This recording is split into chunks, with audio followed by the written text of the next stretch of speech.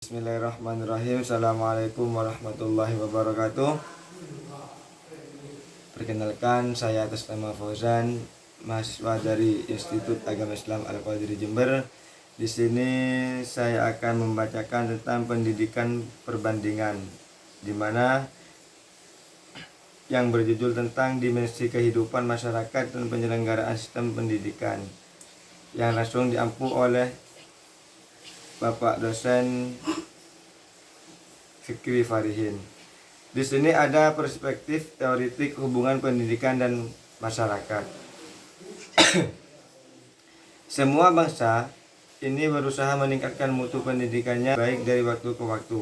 Upaya telah mereka dilakukan melalui aneka cara, baik melalui rekonstruksi, fondasi, filosofi, dan ideologi, revisi orientasi, penyempurnaan organisasi maupun perbaikan operasional praktisinya.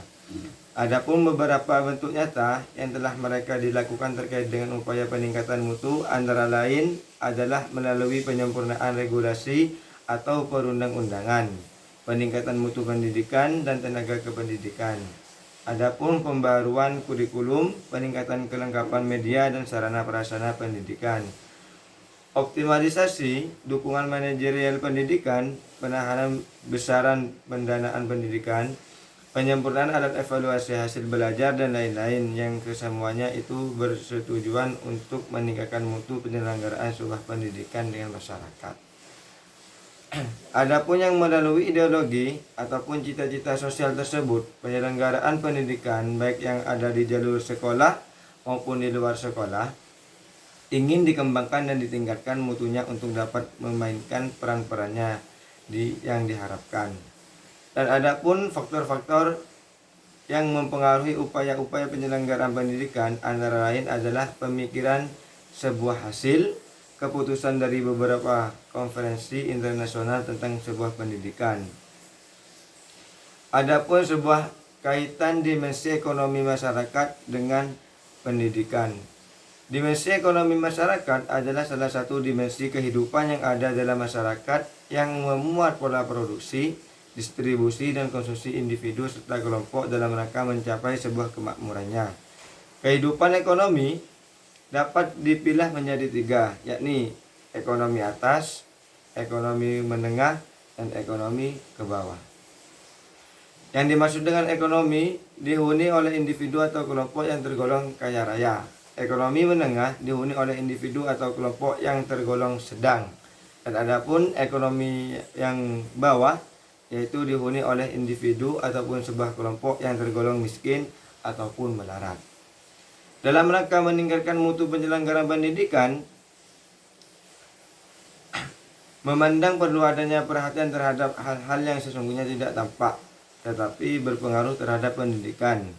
Hal-hal yang tidak tampak tetapi memiliki andil yang cukup besar dalam penyelenggaraan pendidikan antara lain kondisi ekonomi masyarakat.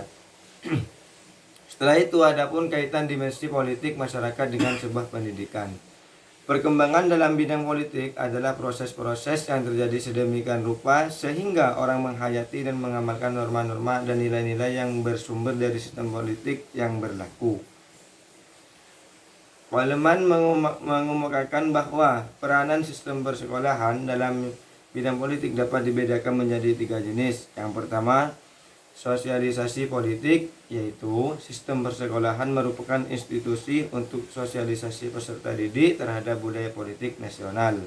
Yang kedua, seleksi dan latihan bagi kaum elit dalam bidang politik. Dan yang terakhir adalah integrasi dan pembangunan kesadaran politik internasional. Teori pengiring pengembangan pendidikan. Telah banyak teori yang menjelaskan tentang pentingnya pengembangan pendidikan bagi perbaikan masyarakat. Dan teori-teori ini diantaranya adalah teori sumber daya manusia. Adapun teori modernisasi. Terus yang terakhir adalah teori sumber daya manusia yang dipelopori oleh menjelaskan bahwa perkembangan suatu masyarakat pada dasarnya berlandaskan pada investasi manusia. Sekian dan terima kasih. Kurang lebihnya saya mohon maaf sebesar-besarnya. Akhirul kalam, assalamualaikum warahmatullahi wabarakatuh.